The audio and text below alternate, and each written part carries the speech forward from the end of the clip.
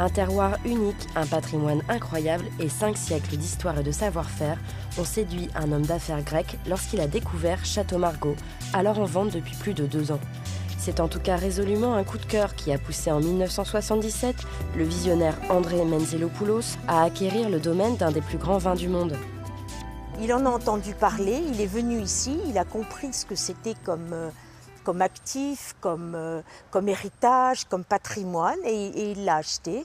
Et en 3 ans, il a réussi à remettre Château Margaux au rang qui lui revenait de premier grand cru classé. Aujourd'hui, l'héritage de Château Margaux se lit dans l'architecture néo-palladienne du château, construit au début du 19e siècle. L'architecte bordelais qui a fait les plans et le dessin de ce château a été très inspiré par le Parthénon, qu'il admirait beaucoup. Et ça rendait évidemment mon père fou de joie. Les cépages centenaires, la mémoire de ceux qui travaillent pour Château Margaux depuis plus de 30 ans, les archives pléthoriques sont autant de parts de l'histoire de ce grand vin de Bordeaux. Et c'est dans cette continuité-là que Corinne Menzelopoulos veut inscrire sa vision du patrimoine, comme l'avait amorcé son père. À Château Margaux, comme on est toujours en train d'essayer d'atteindre l'excellence tout le temps renouvelée, on avait besoin d'agrandir notre capacité de cuve et notre département de recherche et développement. Le métier de viticulteur et les processus de fabrication du vin se sont perfectionnés. Madame Menzelopoulos a donc décidé de se lancer dans un projet fou mais nécessaire et de repenser la totalité du domaine, grâce au concours d'un des plus grands architectes contemporains, l'anglais Norman Foster. Quand j'ai eu la chance de rencontrer Norman Foster pendant un week-end, je l'ai vu s'inspirer de la propriété. Je l'ai vu passer dans toutes les rues, dans les ateliers de tracteurs, dans les chais. Et je me souviendrai toujours du jour où il est venu présenter son concept. Il s'impliquait complètement dans l'ancien domaine et en même temps, il créait quelque chose qui, à l'intérieur, répond à des besoins techniques très sophistiqués. Le nouveau chai se fond absolument dans l'ensemble architectural.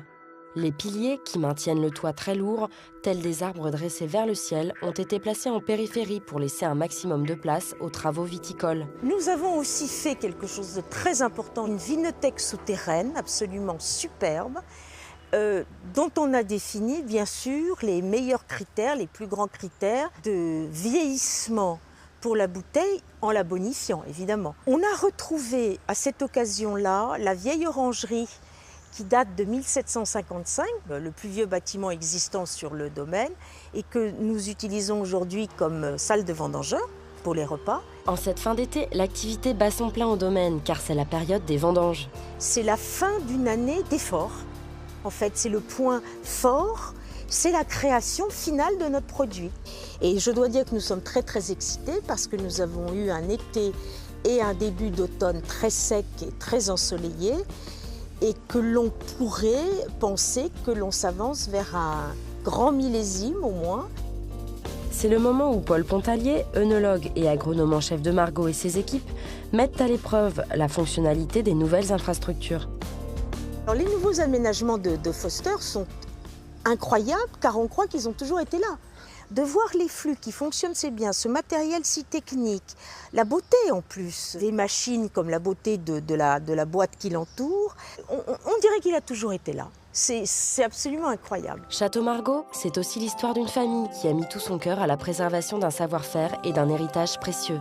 À 7 heures, Corinne Menzelopoulos s'emploie à transmettre les valeurs de Château Margaux à sa fille. On a fait beaucoup de choses pendant la construction de Norman Foster, ça a duré 5 ans quand même. Elle a vu nos anxiétés, elle a vu nos obsessions, elle a vu la façon dont on regardait Château Margaux. Ce qui est important, c'est qu'elle continue ce travail au service de Château Margaux, qui est beaucoup plus grand que nous. C'est Château Margaux qu'il ne faut jamais décevoir.